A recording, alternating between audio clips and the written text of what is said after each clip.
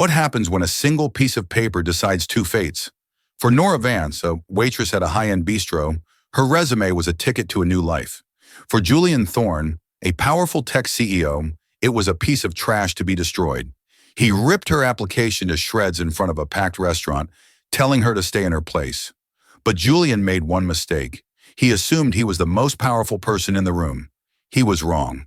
And in 30 minutes, his entire world would come crashing down when that same waitress walked into his emergency board meeting as his last and only investor. The Gilded Spoon wasn't just a restaurant, it was a theater. Located on the 45th floor of the prestigious Sterling Tower in downtown Chicago, it was a place where multi-million-dollar deals were sealed over $300 cuts of Wagyu, and whispered scandals were traded like currency. The staff weren't just servers, they were ghosts, trained to be invisible yet omniscient, to anticipate a need before it was spoken. And in this theater, Nora Vance was a star performer. At 28, she moved with an economy of motion that was almost hypnotic. While other servers occasionally faltered under the pressure, a forgotten side dish, a slightly overpoured wine, Nora was flawless. Her dark hair was pulled back in a severe practical bun, and her simple black uniform was immaculate. But it was her eyes that set her apart. They were a deep, observant gray, and they missed nothing. She saw the subtle tremble in the hand of the man at table 7, noting he was drinking his scotch faster than his companions. She'd bring water without being asked. She recognized the faint, tight smile on the woman at table 3, a sign she was on a bad first date, and she saw her colleague, Maya Kensington, struggling by the service station, her face pale with stress. "Table 12 is asking for David," Maya whispered to Nora, her hands shaking as she tried to polish a wine glass. "Mrs. Davenport, she says her espresso is tepid and insulting." "Mrs. Davenport always says that," Nora said calmly, taking the glass from Maya's hand. "It's her way of getting a free dessert. Don't worry, I'll handle her. You take table 9. They're easy, just a young couple, probably celebrating an anniversary. Be warm, congratulate them." "How do you know?" "He's wearing a suit that's slightly too big, meaning he bought it for an occasion. She's wearing a necklace that still has the jewelry store's gift box crease on the velvet." "It's new," Nora said. "Go, I've got Mrs. Davenport." Nora glided over to table 12, a picture of serene professionalism. "Mrs. Davenport, a pleasure to see you again. I was so sorry to hear the espresso wasn't to your liking. I've instructed the bar to prepare a fresh one, and I've also taken the liberty of bringing you a small sample of our new chocolate lava cake, on the house, of course. We value your patronage." The older woman, dripping in diamonds, preened. The complaint was forgotten. Nora was, as always, one step ahead. This was her life, 6 days a week, 10 hours a day. It was grueling, thankless work, but Nora attacked it with a fierce, analytical precision. The Gilded Spoon was a data mine, and she was its most dedicated analyst. In the deep pocket of her apron, folded into a perfect, crisp square, was her resume. It was her secret, her talisman. It was printed on simple 24-pound ivory paper, not expensive cardstock. It listed her qualifications: Nora Vance, B.A. in Business Administration, University of Illinois. Skills: data entry, market research, proficient in Excel, customer relations. It was a perfectly average resume, designed to be ignored, designed to be underestimated. She was applying for a junior analyst position at a mid-level insurance firm.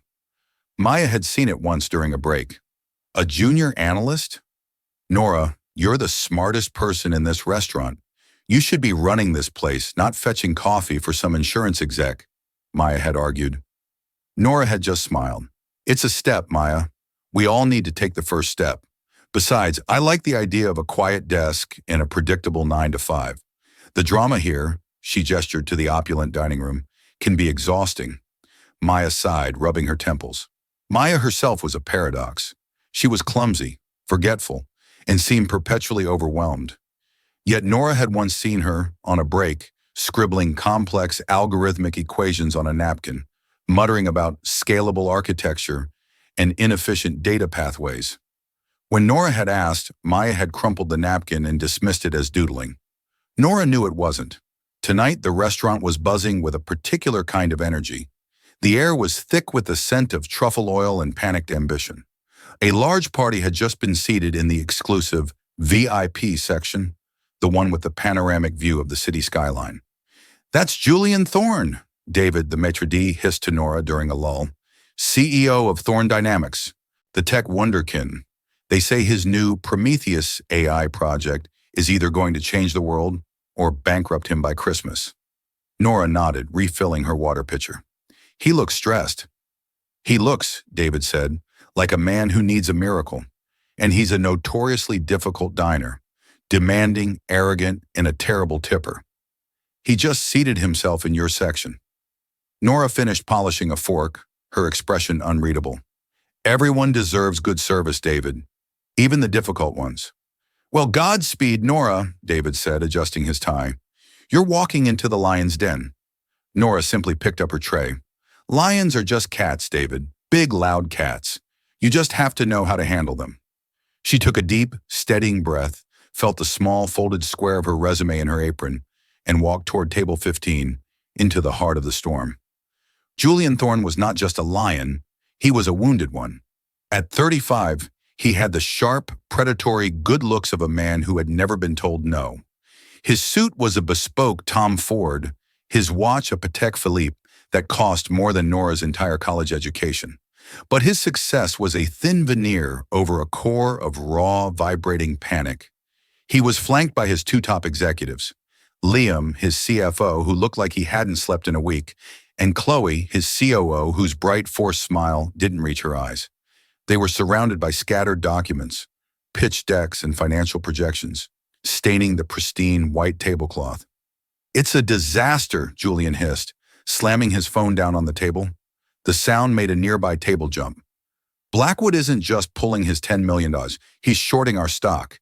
He's actively trying to gut us." "Julian, we can pivot," Liam said, his voice placating. "If we just delay the Prometheus launch, cut the R&D burn rate." "Delay? Delay," Julian's voice rose to a dangerous pitch. "Atlas Corp is breathing down our necks. Their Helios project is already in beta. If we delay, we're not just late to market. We are no market. We're finished. I need that Series B funding, Liam, and I needed it yesterday."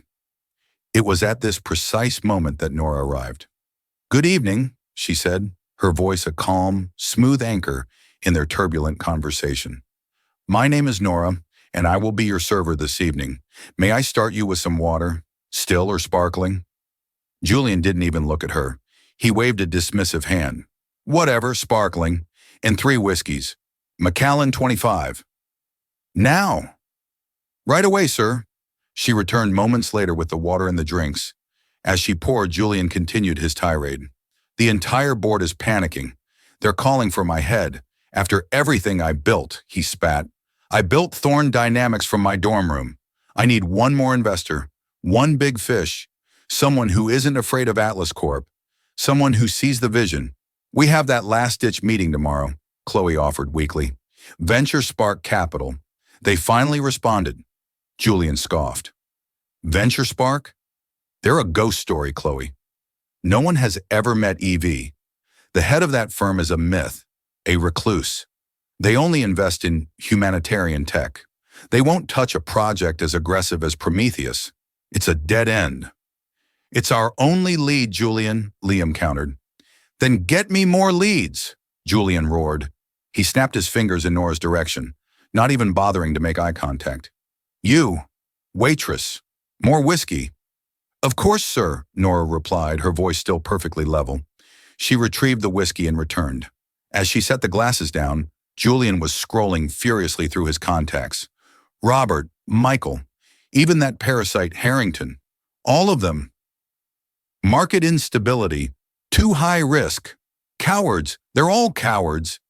The lunch, or rather the business triage, continued for another hour. Nora was a model of efficiency. She served their steaks. Julian sent his back, claiming it was medium rare, not rare.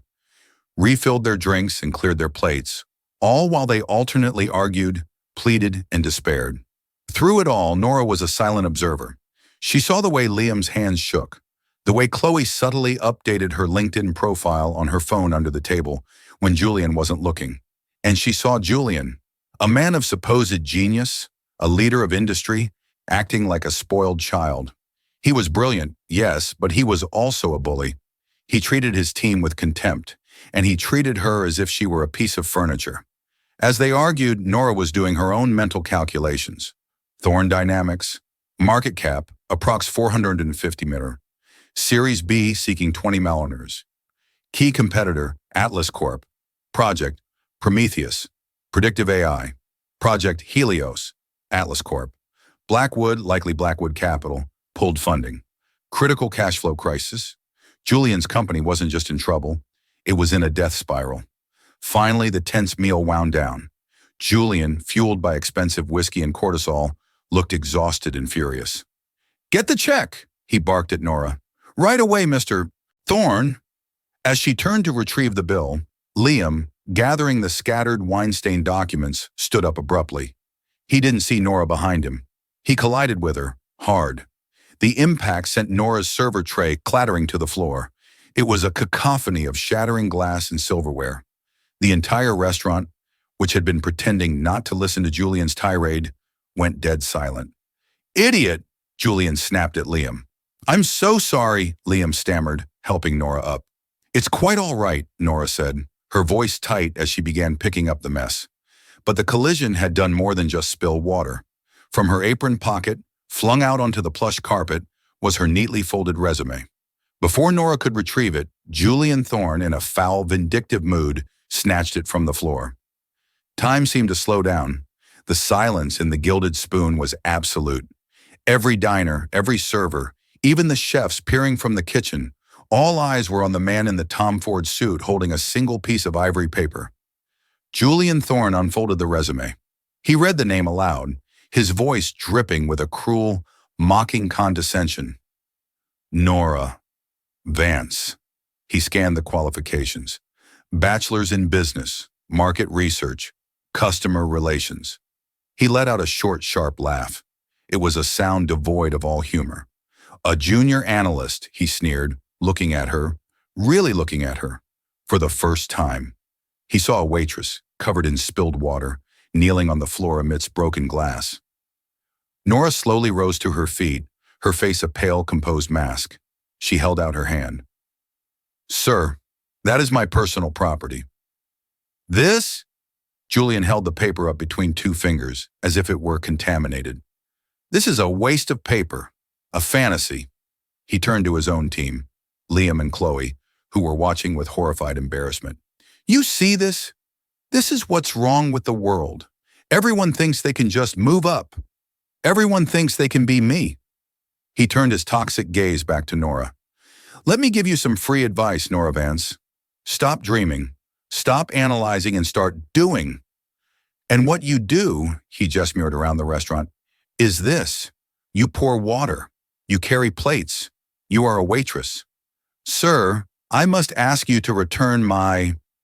Do you know what people like me do with resumes like this?" Julian continued, his voice rising, enjoying the spectacle, releasing all his pent-up rage at Blackwood, at his board, at the world, onto this one powerless woman. "People who get BAs and think they understand business. People who think customer relations in a restaurant qualifies them for a corporate boardroom." Nora's hand remained outstretched, steady as stone. "Mr. Thorne, we," Julian said, his eyes glittering with malice, "use them for kindling. We use them to remind ourselves how high we've climbed and how far others will always be." And then, with a sharp theatrical rip, he tore the resume in half. A collective gasp went through the dining room. Mrs. Davenport at table 12 looked positively scandalized. Maya by the service station had her hands over her mouth, tears welling in her eyes. Julian wasn't done. He brought the two halves together and tore them again. And again. He ripped the paper into tiny, unrecognizable scraps. "Stick to what you know," he hissed, his voice dropping to a low, venomous whisper. "Stick to your station. Some people are meant to build empires. And some people," he let the cloud of white scraps flutter from his hand onto her shoes, "are meant to clean up the mess." He sat down, threw a black American Express card on the table and said, "The check. Now. And get someone else to clean this up. You're incompetent." For a full 10 seconds, Nora Vance did not move. She stared at Julian Thorne. Her gray eyes were no longer calm or observant. They were cold. They were the color of a winter sky over a frozen lake. The mask of the subservient waitress was gone, replaced by something ancient and terrifying. When she finally spoke, her voice was quiet, yet it cut through the silence of the restaurant like a diamond. "I will get your check, Mr. Thorne." She bent down not to pick up the glass, but to pick up one single tiny scrap of her torn resume. She held it up for him to see. It was a piece with half her name on it. Arrogance. "You've made a terrible mistake," she said. Julian laughed, a genuine, startled laugh. "A mistake? Honey, I just saved some poor HR manager 5 minutes of their life. Now, are you going to get my check or do I have to speak to your manager?" "Oh, I'll get your check," Nora said, the scrap of paper vanishing into her clenched fist. "But you will regret this. Not today, perhaps, but soon, very, very soon." She turned her back perfectly straight and walked away from the table, leaving the shattered glass, the stunned executives, and the arrogant CEO behind. She walked past David, the maitre d', who looked like he was about to be sick. "Nora, I'm so sorry, It's fine, David," she said, her voice like steel. "Just give me 10 minutes. I need to make a phone call." She walked down the hall, past the kitchen, and into the employee locker room. She didn't cry. She didn't shake. She simply took a deep, cleansing breath. The waitress mask dissolved completely. She pulled out her phone, not the simple burner she used for show, but a sleek, encrypted satellite phone from her locker. She hit a single number on her speed dial. It was answered on the first ring. "Harrison," she said, her voice now crisp, authoritative, and utterly unrecognizable. "It's Evie." "Harrison, it's Evie." There was a pause on the other end, then a smooth British voice. "Ms. Vance, you're early. I didn't expect your call for another 3 hours. Is the service over for the night?" "The test is over, Harrison. The gilded spoon experiment is officially concluded," Nora said. She pulled the pins from her hair, letting her long, dark hair cascade over her shoulders. She stripped off the black waitress uniform, revealing a simple, high-quality silk shell and slacks beneath. The transformation was instantaneous. "Ah, and did we find our diamond in the rough?" Harrison asked. "I found something else," Nora said, her voice tight. "I need you to do 3 things. First, send the black Maybach to the service entrance of the Sterling Tower. I'll be down in 5. Consider it done. Second, I want you to immediately schedule an emergency acquisitions meeting for, let's say 30 minutes from now, at the main office. Conference room Alpha. 30 minutes. Ms. Vance, that's highly irregular. Who is the target?" "Thorne Dynamics," Nora said. There was a sharp intake of breath on the other end. "Thorne? Julian Thorne? But Ms. Vance, their financials are a dumpster fire. They're on the verge of total collapse. Their Series B is dead. We've been avoiding them for months. He's toxic." "I am aware of his financials, Harrison. I also have a new first-hand assessment of his character, which is, to put it mildly, lacking." Nora looked at the scrap of her resume in her hand. "Vance. So, we are not investing?" Harrison sounded confused. "I didn't say that. I said schedule the meeting. And Harrison, the third thing, the most important." "Yes, ma'am? I want you to personally call Julian Thorne's office. Tell them EV from Venture Spark Capital has reviewed their proposal and is willing to grant them a final pitch meeting. His only meeting, 30 minutes, our office. Be firm." Harrison was silent for a moment. "Ms. Vance, you are EV. You are going to take this meeting after 6 years of anonymity? You've built your entire reputation on being the ghost of venture capital. Are you sure you want to reveal yourself for him?" "He tore up my resume, Harrison," Nora said simply. I'm sorry, what?" "He tore up my resume, my waitress resume, in the middle of the dining room, told me to stick to my station." There was a long, heavy pause. When Harrison spoke again, his voice was ice. "The Maybach will be there in 4 minutes, Ms. Vance. Conference room Alpha will be ready. I will make the call to Mr. Thorne's office personally. I suspect he will be amenable." He'll be desperate, Nora corrected. See you soon. She clicked off the phone. She looked at herself in the small, cracked locker room mirror. The tired waitress was gone. In her place was Nora Vance, the woman the financial world knew only as EV. She was the founder and sole managing partner of VentureSpark Capital, a $10 billion VC fund with a notoriously eccentric investment strategy. Nora hadn't just gotten a BA in business. She had dual degrees from MIT in computer science and economics, graduating summa cum laude at 19. She'd built her first software company at 20, sold it to Google for $300 million at 22, and founded VentureSpark at 23. Her thesis was simple.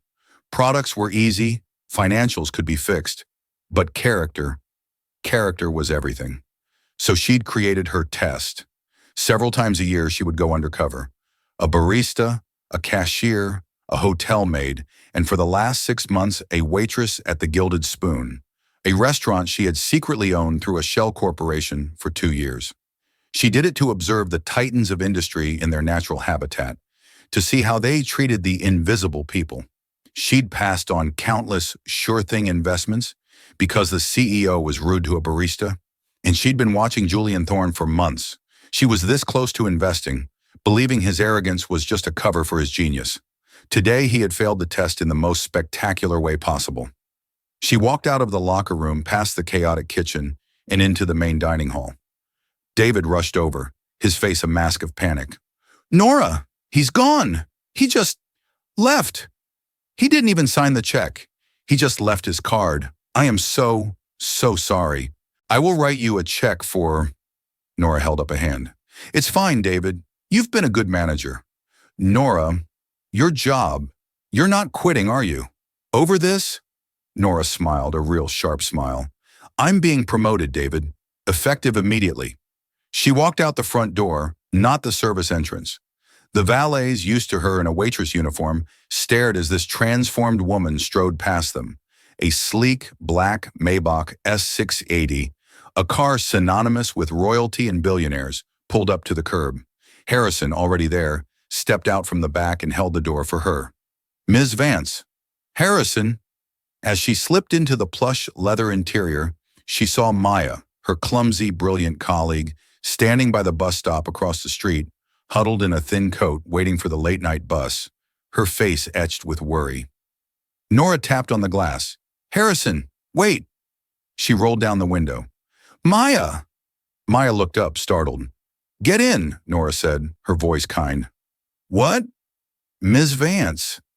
Nora, I don't understand. Whose car is this? It's mine, Nora said, and you're late for a meeting. Get in the car, Maya. We have work to do. Confused, terrified, and completely bewildered, Maya Kensington got in the car. Julian Thorne stormed into the lobby of Thorne Dynamics, his face a thundercloud. Out! He roared at the receptionist. Everyone, I want the entire 50th floor empty. Get out! Liam and Chloe scrambled after him, dodging employees who were grabbing their bags, fleeing their volatile CEO. Julian, you need to calm down, Liam pleaded, following him into his vast, glass-walled corner office.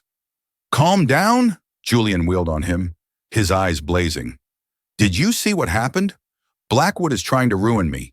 Atlas is launching in a week, and I just spent 2 hours of my life being served. He was so angry he could barely speak. The waitress was out of line, Chloe said, quickly siding with him. What she said, you will regret this. Who does she think she is? She's nobody, Julian shouted, sweeping a stack of files off his desk. She's a nothing, a speck of dust. A speck of dust you just declared war on, Liam muttered. What did you say? Nothing, Julian. I'm just saying the optics in a full restaurant. I don't care about optics. Julian sank into his high-back leather chair, rubbing his temples. The adrenaline was fading, replaced by a cold, hollow dread. We're done. It's over. Without Blackwood's $10 million, we can't scale the servers for the launch. We're dead. What about VentureSpark? Chloe asked again, her voice small. I told you, they're a myth. They won't. His desk phone buzzed. It was his personal assistant, Sarah, the only one brave or desperate enough to stay. What is it, Sarah? I told you, no calls.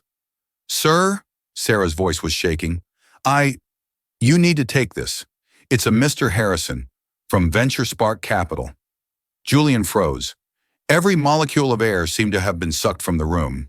He looked at Liam, then Chloe. Their faces were white. He slowly picked up the receiver. Julian Thorne. Mr. Thorne, a crisp British voice said. My name is Harrison, and I am the Chief Counsel for Venture Spark Capital. We are calling to inform you that EV has personally reviewed your proposal for the Prometheus project. Julian's heart was hammering against his ribs. This was it, the lifeline. And she is intrigued, but concerned. She is willing to grant you one and only one pitch meeting. In person. When? Where? Name it. I'll be there, Julian said, his voice suddenly slick and cooperative.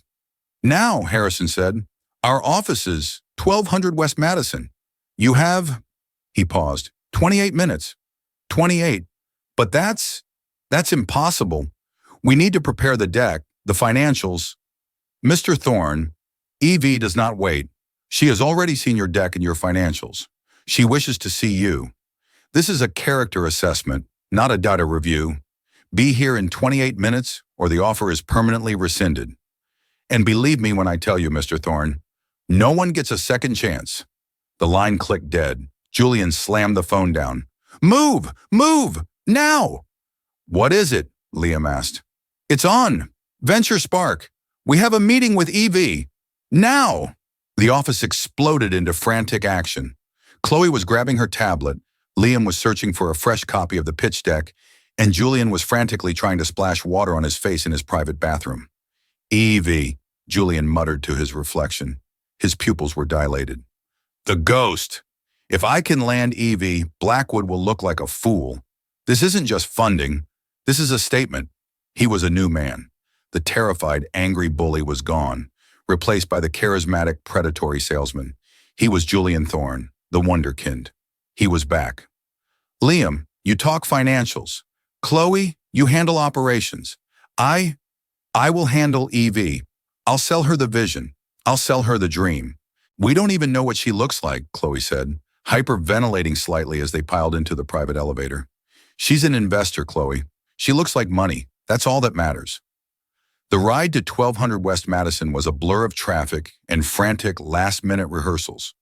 They screeched to a halt in front of a building that didn't look like an office. It was a monolithic, unmarked tower of black glass and steel.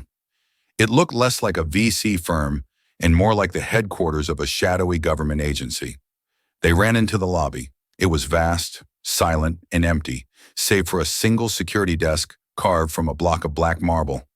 The man at the desk, Harrison, didn't even look up from his computer. Mr. Thorne, you are 2 minutes late. The traffic, Julian started. EV dislikes excuses, Harrison said, standing. He was tall, dressed in a suit that was sharper and more expensive than Julian's. This way. She is waiting. He led them through a series of security scanners and into a private high-speed elevator. The ride was silent and agonizingly long. Who is she? Julian finally asked, unable to stand the silence. Harrison looked at him, his expression blank. She is the person who decides. The elevator doors opened, not into a reception area, but directly into the most intimidating room Julian had ever seen. Conference Room Alpha was a monument to power. It was easily 5,000 square feet, with a floor-to-ceiling glass wall offering a godlike 180-degree view of Chicago. The air was cold. In the center of the room was a single colossal table made of polished obsidian. It could have seated 50, but there were only 3 chairs set on one side, and one high-backed executive chair at the head. The chair at the head was turned away from them, facing the window. Facing the city. In it, someone was sitting. Please sit, Harrison instructed, gesturing to the 3 lonely chairs. Julian, Liam, and Chloe sat down. They felt like school children called to the principal's office. Julian placed his laptop on the table, ready to plug it in. That won't be necessary, Harrison said, standing by the door. As I said, she has your data. Julian swallowed, clasping his hands. He stared at the back of the black leather chair. He could just see a wisp of dark hair. Evie, he said, testing the name, it is an incredible honor to meet you. My name is Julian Thorne, and the project we have, Prometheus. The chair slowly swiveled around. The world stopped. Julian Thorne's blood did not just run cold, it evaporated. His charismatic speech died in his throat, replaced by a choked, gagging sound. Liam let out a small, strangled gasp. Chloe's hand flew to her mouth, her eyes wide with cartoonish horror. Sitting at the head of the table was Nora Vance. She was no longer in a waitress uniform. She was wearing a bespoke, midnight blue Alexander McQueen power suit that probably cost $15,000. Her hair, which had been in a practical bun, was down, framing her face in severe, sleek lines. Her gray eyes, which had been downcast and subservient, were now sharp, intelligent, and utterly devoid of mercy. She was the picture of terrifying, absolute power. "Ms. Vance," Julian stammered, his brain failing to compute the data. What is this? Is this a joke? Where is Evie? We're here to see." Nora held up one hand. Silence fell. "That's Ms. Vance to you, Julian," she said.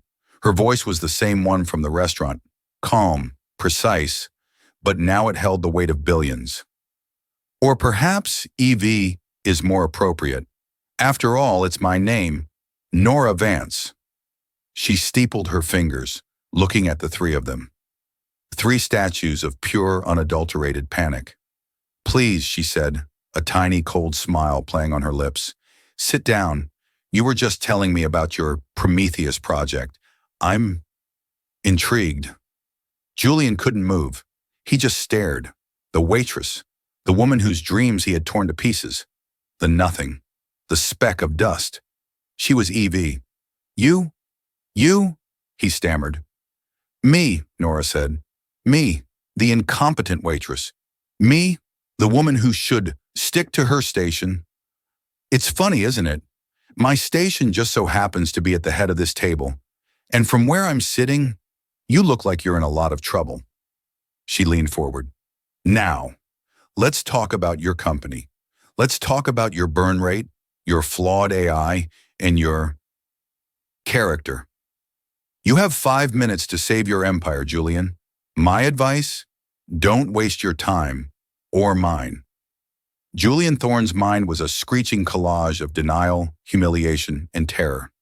This is a setup, a trick. You're a plant." "I prefer the term undercover analyst," Nora corrected him, her voice chillingly pleasant. "I am Venture Spark Capital, Julian.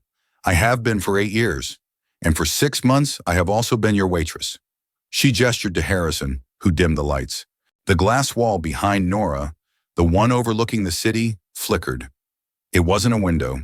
It was the largest, highest resolution data screen Julian had ever seen, and on it was the Thorne Dynamics logo, right next to a bright red, downward trending arrow. "Let's get to it," Nora said. "Your company is a mess.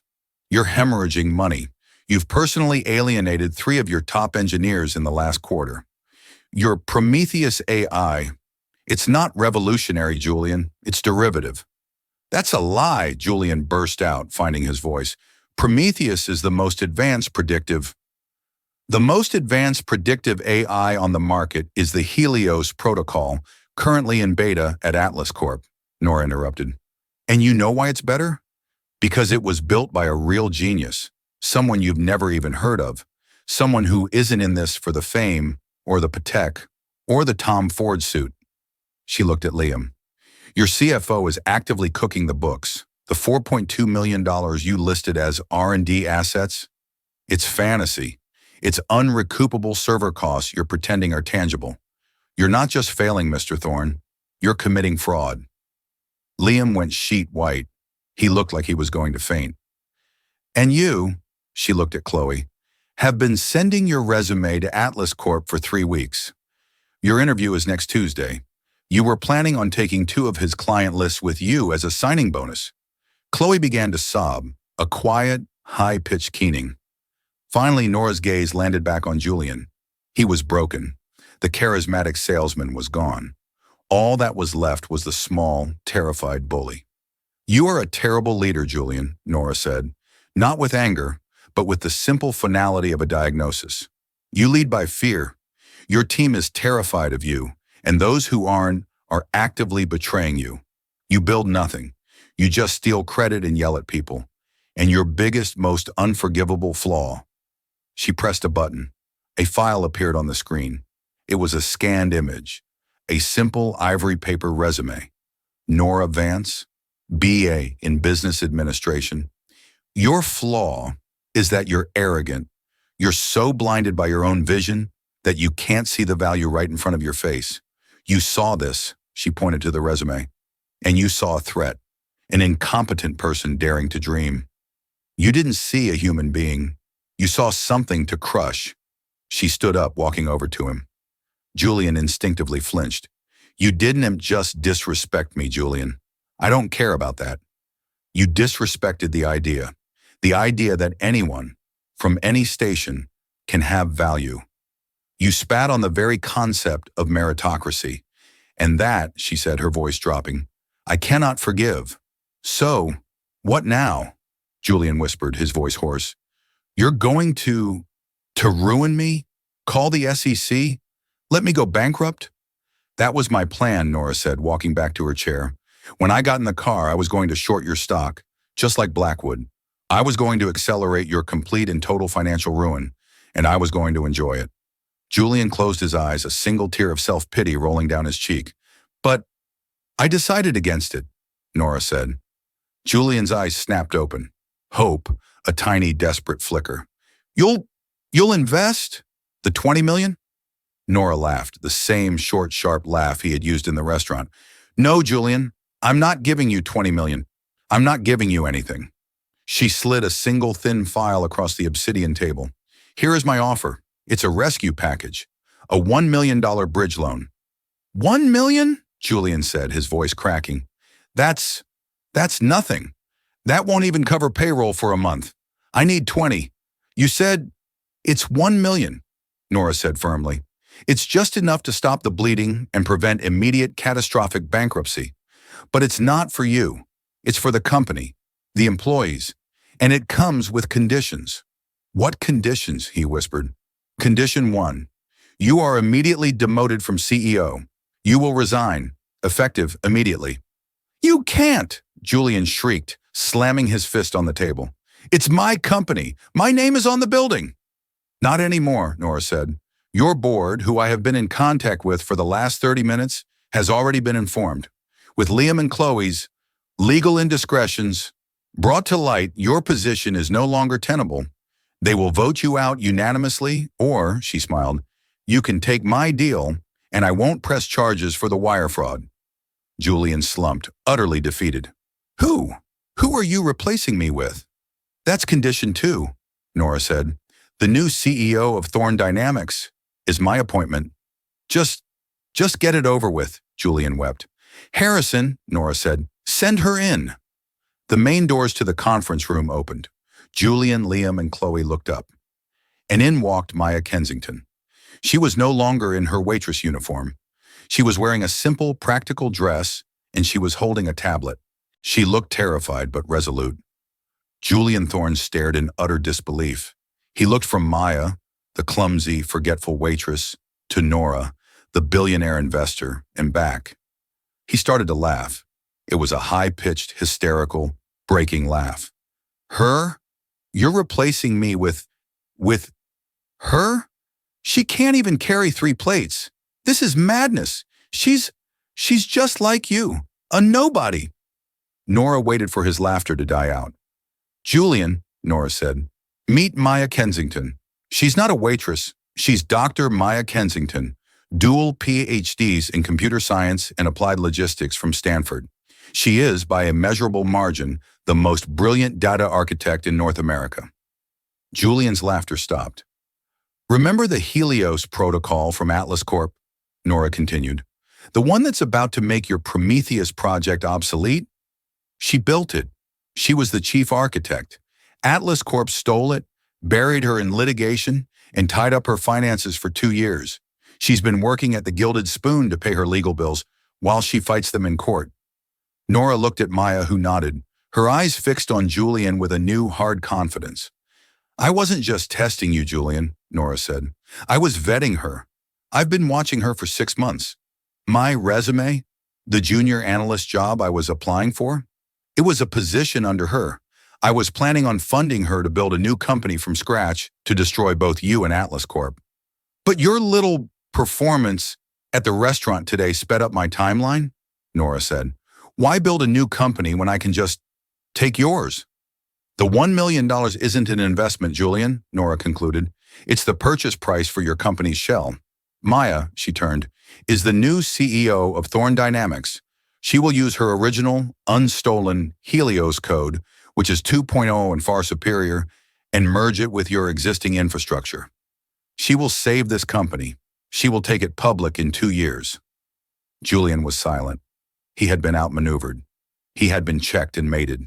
And me? He finally whispered. Ah, yes, you, Nora said. You have talent, Julian. You're a brilliant salesman, but you have no humility. You need to learn, so you have a choice. Choice? You can leave, walk away with nothing, or you can accept condition 3. She slid one more piece of paper across the table. It was a new employment contract. What is it? It's a job offer, Nora said. Thorn Dynamics is hiring a new junior strategic consultant. It's an entry-level position. You'll report directly to Maya. Your job will be to get her coffee, run her data, and listen. You'll sit in a cubicle. You'll earn a salary, roughly what a junior analyst at an insurance firm makes. It was the exact job from the resume. His resume. You're making me the junior analyst, Julian breathed, the humiliation total. I'm giving you a chance, Nora said. The chance you denied me. A chance to work your way up. A chance to prove you have value beyond your name. A chance to learn from someone better than you. Julian looked at Maya, the woman he had seen trembling over an espresso. She was looking at him, not with pity, but with the cool, appraising stare of a boss. Take the deal, Julian, Maya said, her voice surprisingly strong, or get out. I have work to do. 3 months later, the 50th floor of what was once Thorn Dynamics was unrecognizable. The dark, imposing mahogany walls and the black obsidian tables were gone. In their place were open-plan workstations, floor-to-ceiling whiteboards covered in complex flowing algorithms, and collaborative pods, where small teams of engineers argued excitedly.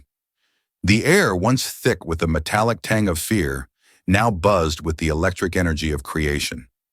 Julian Thorn's vast, tyrannical corner office, the one with a godlike view, had been converted into a communal break room and library.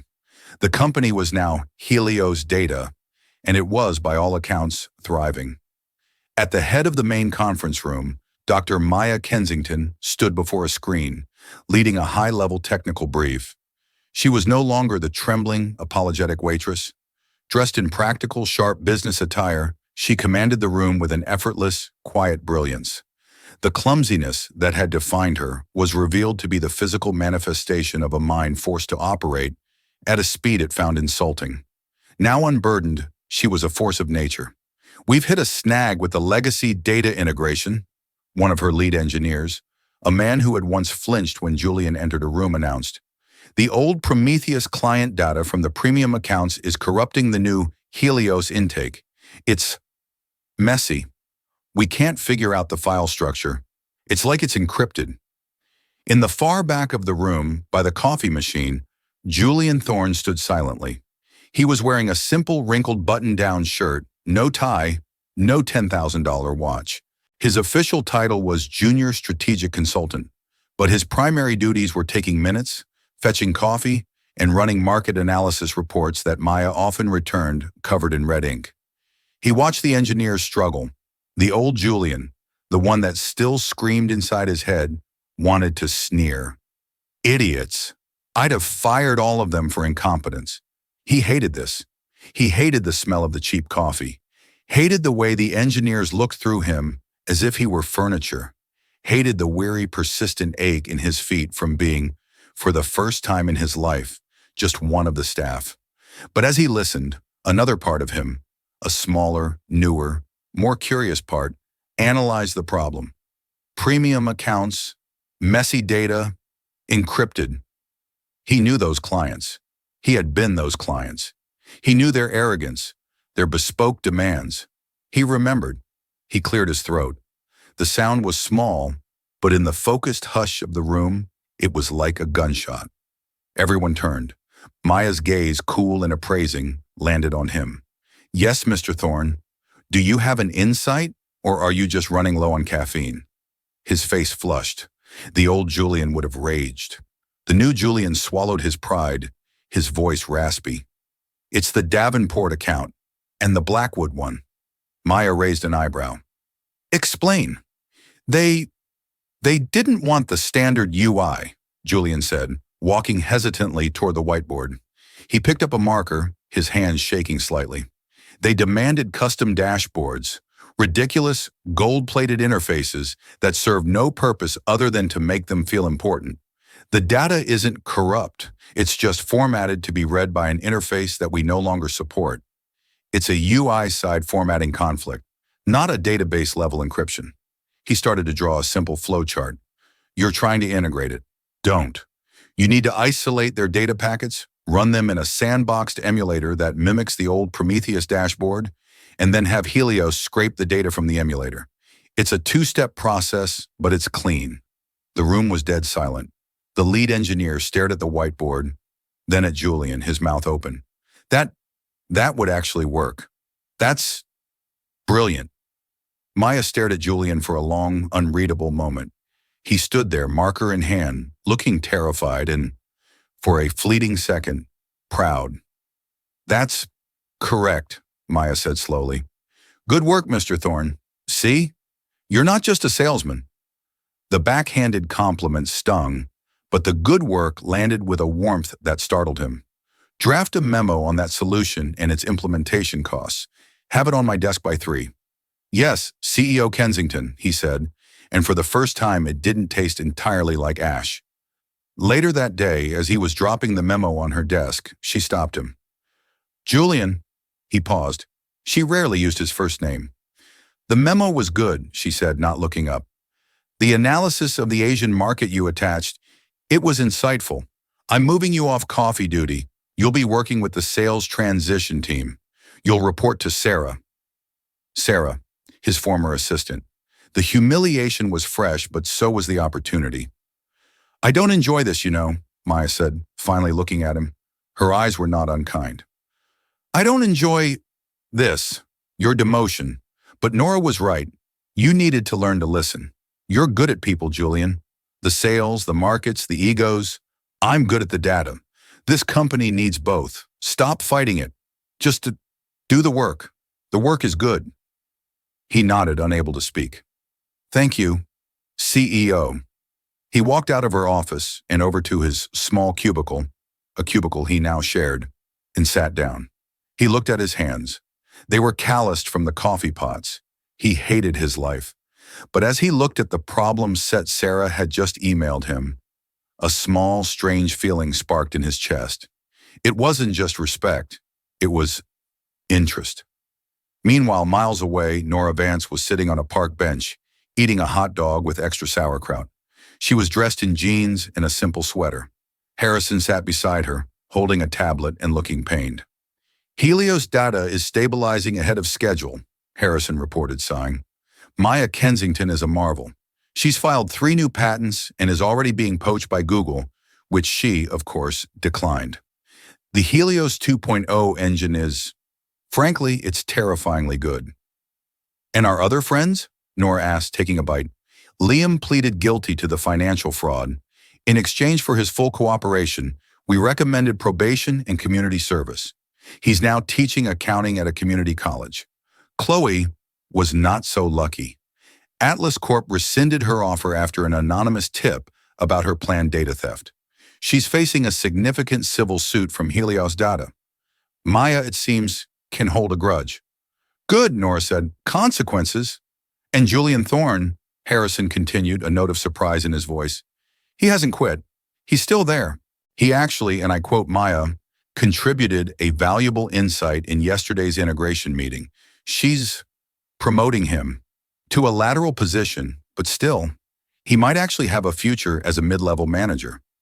Nora smiled, a genuine, warm smile. It's not about the fall, Harrison. It's never about the fall. It's about whether they're willing to learn on the way back up. Julian built his identity on a foundation of sand, on being better than everyone. Now he has to build it on a foundation of rock, on work. He might just make it. Harrison closed his tablet. So now, a vacation, a week in the Maldives, I have the jet on standby. You've earned it.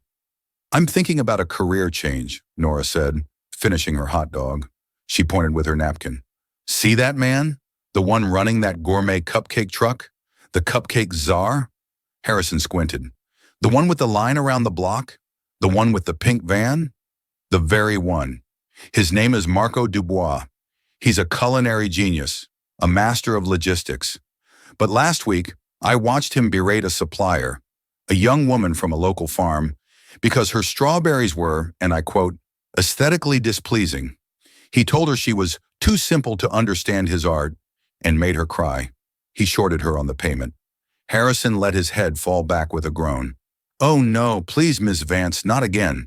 I've just had the Maybach detailed. He thinks he's a king, Nora said, her eyes glinting with purpose. He needs to learn that his kingdom is built on strawberries and on the people who grow them. She stood up, brushing crumbs from her jeans. She put on a pair of non-prescription glasses and a baseball cap.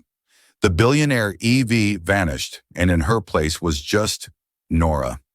I hear he's looking for a new part-time cashier, someone to handle the money and clean the frosting vats. Ms. Vance, Harrison pleaded, you can't be serious. Wish me luck, Harrison, she said, starting her walk toward the pink truck. I'm going to apply for a new job. I think pink might be my color. The story of Nora Vance and Julian Thorne isn't just about karma. It's a reminder that a person's value is never, ever written on their uniform. The waitress, the cashier, the janitor, they might not just have a brilliant idea, they might be the brilliant mind you've been overlooking.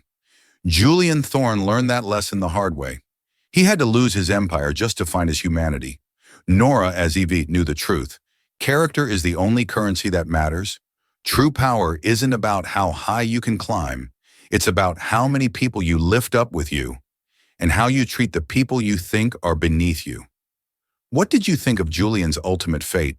Was it justice or was it too harsh? Let us know your thoughts in the comments below. Thank you for watching. If you love this story of drama, twists, and ultimate justice, please make sure to hit that like button, share this video with someone who needs to see it, and most importantly, subscribe to our channel and ring that bell. We have new stories coming every week, and you won't want to miss what happens next.